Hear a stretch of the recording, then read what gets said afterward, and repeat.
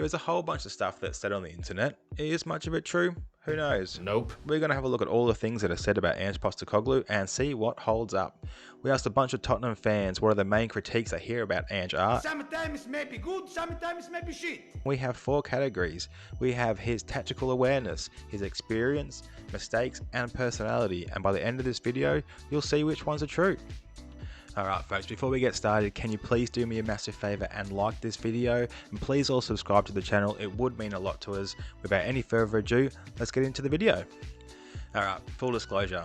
Before Tottenham hired Ange, I don't really know too much about him, and even though I am Australian, I don't keep up with the A-League or the national team, and that is because I was not born here. Traitor! So I'm looking at this from a Spurs perspective and not from an Australian's perspective. So now that I've cleared that up, let's look at the first category, which is his tactical abilities. Ange gets accused of having a crazy high defensive line, but is a high line a detriment to success? Well, let's just look at Liverpool's average positions when they knocked Spurs out of the cup. They had a fairly high line in that game, and not just against Spurs. When they beat Madrid 2-0, they had a high line in that game too. And then back in 2023, they also played a high line when they beat Villa. But it's not just Liverpool. Let's look at Bournemouth. They smashed Forest this year, and in that game their average positions show that they had a fairly high line. So let's compare Tottenham's high line with these teams' high line and see if it is crazy. Earlier in the year, when everyone was fit, Spurs played Everton and they had a really high defensive line in this game and ended up winning 4-0. And then against Brentford, they also had an average position that was very high and they won this game too. Now still, when everyone was fit, they played Brighton, and you can see the average positions here, they dropped a lot deeper, and this was the game that they ended up losing after leading at half time. Now throughout the year, everyone knows that Spurs have had injuries, and you can see throughout that time Spurs have dropped deeper in their average positions. Against City when they won 4-0, you can see here that they are fairly deep, and then also against Arsenal when they lost, they're sitting deep in this game as well. So looking at those examples, you can see that Tottenham's average position isn't always to have a high back line.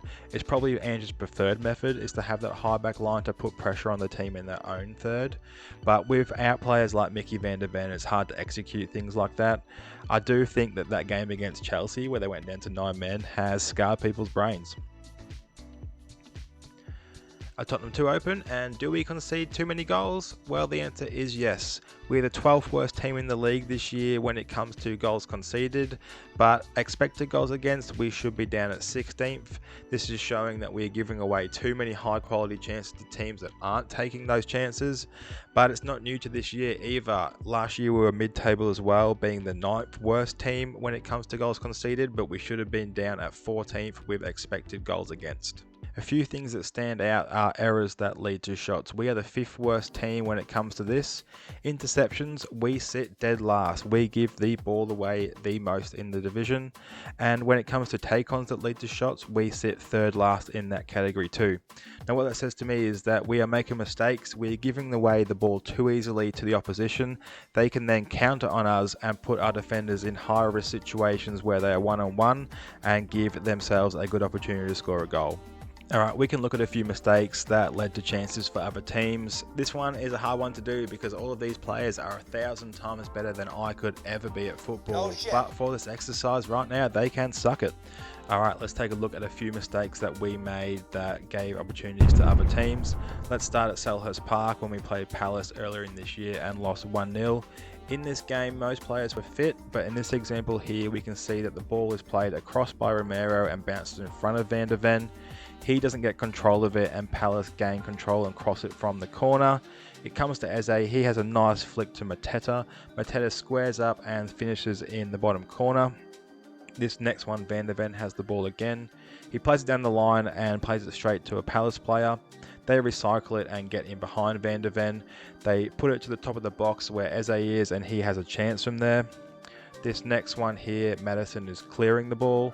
He gets blocked by Wharton. The ball goes out wide. A through ball is played. It's chipped in. It bounces back to Eze where he has a volley that he scuffs and the ball goes wide. This next one is Bournemouth where they had 7 turnovers. Now this one here is Forster plays the ball out and it to Kulusevski, and he doesn't win the race with the ball. The Bournemouth player does, and then he has a shot which Forster saves. Now let's look at Forest when we lost 1-0 to them. Pepe loses the ball on the wing. They turn it over and just get all the way down the left side with Hudson-Odoi. He has a shot and he misses just wide. This next one here, the ball is played into Jed Spence. He loses control of the ball. They get the ball turned over in the middle of the park and they have a long carry through ball to Alanga and he finishes and scores. Now, one of the worst games of the year when Leicester beat us 2-1 and there was a mad 10 minutes on the start of the second half where we conceded 2 goals. This second one here, you can see Bendencourt loses the ball. It's played in the middle and Leicester score from outside of the box. Spurs can't defend. Well, we pretty much summed this up in the last point. Spurs can defend unless they make mistakes. Well, duh. But when it comes to progressive carries into our box or progressive passes into our box, we actually do pretty well, but this has gotten a lot worse over recent months due to the injuries and fatigue.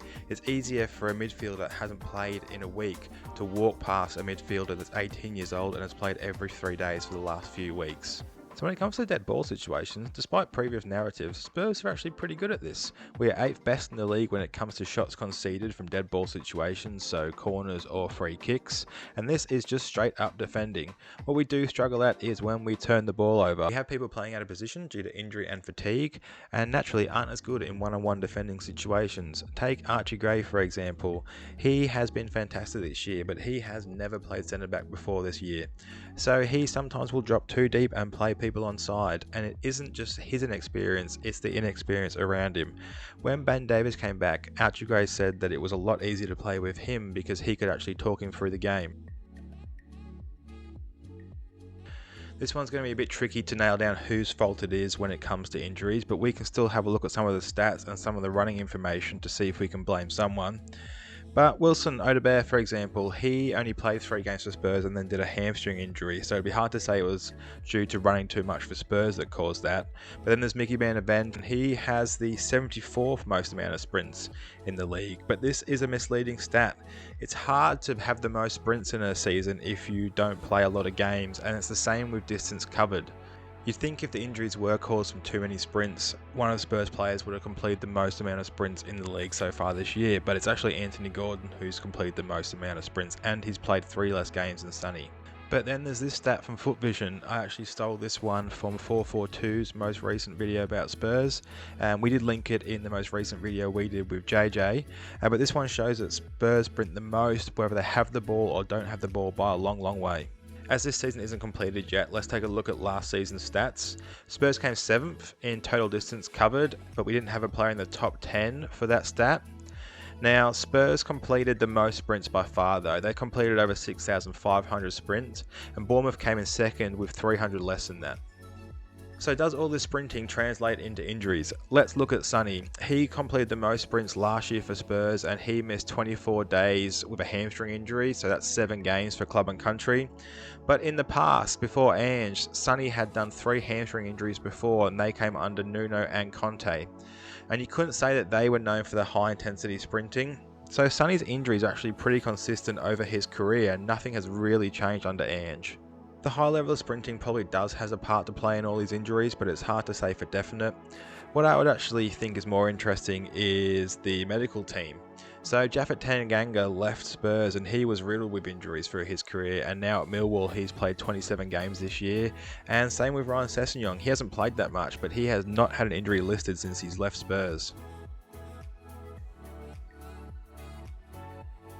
Ange has definitely changed up his approach this season. He's tried a few different formations. He's mainly played a 4-3-3 or 4-2-3-1, but he did try that 3-4-3 against Everton, which failed miserably. But it's not just the formations that he's tried differently. You may have noticed that the wingbacks aren't tucking in as much, they're staying more conventionally and more wide. But also since Kinski's come in and since the injuries have hit, he is playing a lot more long balls. So things have changed, and I don't think he wanted to change, but he was forced to by all the injuries that have been sustained. Ange started coaching in 1996, so that is nearly 30 years of coaching. So to say he's inexperienced is ridiculous. Now, some people might say his experience is invalid, and this comes across as elitist to European football. Ange has won an A-League title, J-League title, he's won an Asian Cup, he's won 5 trophies in Scotland, and winning is winning. The mentality it takes to win something is the same in the Premier League as it is in other leagues, and Ange is very experienced at winning things. Comparing Ange's experience to some Spurs fans, manager-elect in Iraola from Bournemouth. Iraola has managed for 7 years, and that is in Cyprus, in Spanish Second Division, and in La Liga. Ange and Iraola joined the Premier League at the same time, so their Premier League experience is the same. Iraola has only won one trophy in that time, and that was a Cypriot Super Cup. So this is just comparing experience. This is no way a knock on Iraola. He is a brilliant manager, but we're just talking about experience here, and Ange's experience vastly outweigh his. Into the mistake category, and the first of Ange's so-called mistakes we're going to look at is that he didn't rotate his players early enough in the year, and especially when it came to Jed Spence. Now, a lot of people will say that Ange only rotated due to injuries and could have got away with the injuries if he had brought in some younger players. However, back in October, Marky Moore started, so there's definitely evidence of younger players starting. And even if he had rotated more younger players through the squad, do you think we would have had better results? Well, the evidence right now is showing not. We are forced into playing younger kids, and we aren't doing too well at the moment.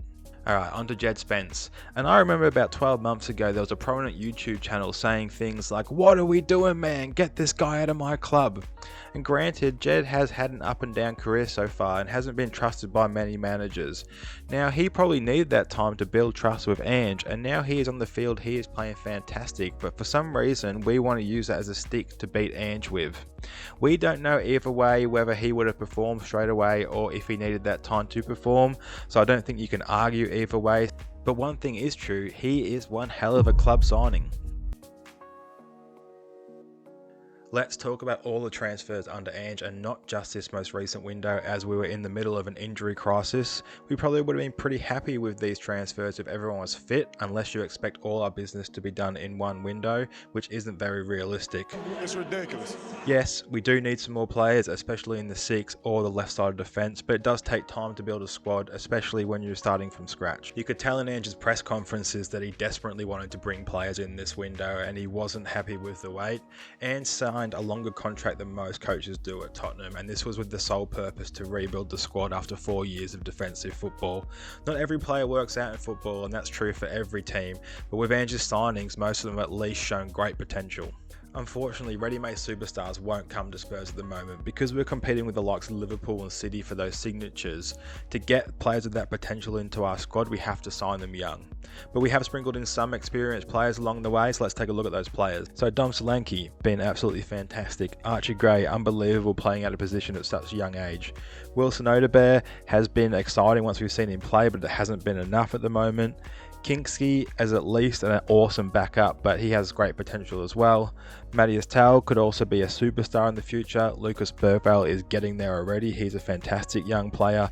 Kevin Danso has looked great so far since he's been at Spurs. Also, we've got Brennan Johnson, who has a little bit to go, but he's scoring lots of goals. With James Maddison, he is good when he plays and contributes a lot. Mickey van der Ven is unbelievable. Vicario, who is one of the best players on the team. Now, it's Dragusin. He's a little bit off with the ball playing ability, but is a decent defender.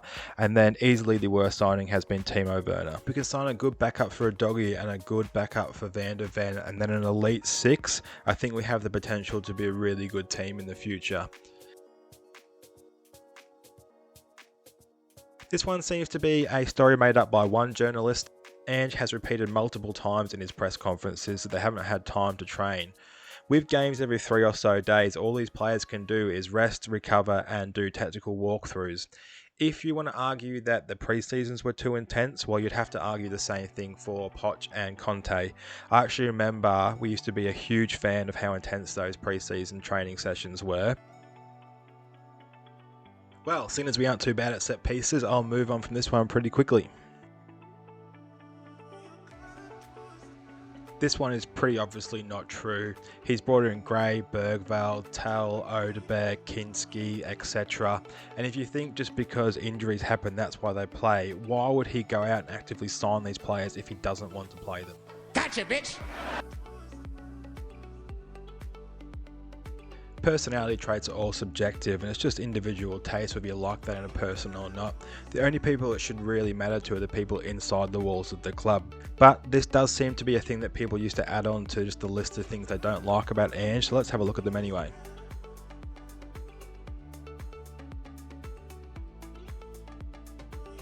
I'd actually be pretty grumpy too if I was asked the same question week in, week out by the press. I don't know why we put the press on this pedestal where they can poke and prod managers and the managers aren't allowed to react. I actually feel sorry for journalists like Alistair Gold, who everyone seems to like and respect, that they get painted with the same brush as the rest of them. Ange does have rest in bitch face, but this one seems to be more on the press than it is on Ange. This one's a bit of personal taste again. Like most people, I used to love the passion Conte showed on the sideline. I mean, they did have Conte Cam for a reason, but that didn't bring him any success at Spurs. Whether you are at the game or you are watching on TV, you're shown little glimpses of Ange on the sideline, and you have to make an opinion based off that. But I can guarantee a man doesn't manage for 30 years that isn't passionate for the game. I do agree with this one. Ange is stubborn, but I don't think it's to his detriment. He is trying to instill a philosophy at the club and with the players, and if he wavers from that philosophy when things get hard, he just looks weak. With anything in life, when you're trying to succeed, the main thing to do is be consistent. If you're running a business and a few of your staff members call in sick, are you going to change that business? And then when they come back to work, you change back again? Granted, you might change the operational capacity, but you're not going to change the whole thing. In football terms, Ange has done that by dropping deeper, by playing longer balls. So you can see he is stubborn, but he's not stubborn when it comes to tactics, he's stubborn when it comes to his philosophy.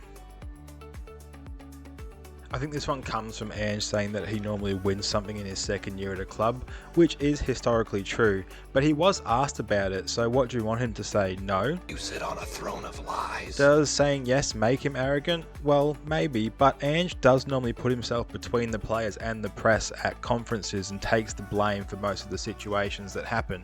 A narcissistic person or an arrogant person wouldn't do this. Just look back at some of the managers we've had in the past and what they've said at press conferences. Again, all these personality traits are just personal preference and everyone's taste is valid, but not when it comes to the success of Tottenham Hotspur. The only people that it should matter to are the staff and the players inside the walls of the club. Throughout this video we've gone through a lot of negatives and haven't really touched on many pros, but I will say one thing, I do think he has outstanding leadership skills. Alright, we've looked at his tactical abilities, his experience, his mistakes and his personality, and one really only stacks up for me, and that is the tactical side of things. But it's debatable because we aren't really sure whether it's Ange, whether it's the players being injured, whether it's fatigue, whether it's players playing out of position, or whether it's mistakes. But if you think I've missed any critiques, please put them in the comments and we'll have a look at those ones too. Thanks for making it this far in the video, and if you're looking for a Spurs channel that is reasonable and will support the team through thick and thin, please grace us with one of your valuable subscriptions. Do me a favour on the way out and like the video, and up the Spurs! Bye bye!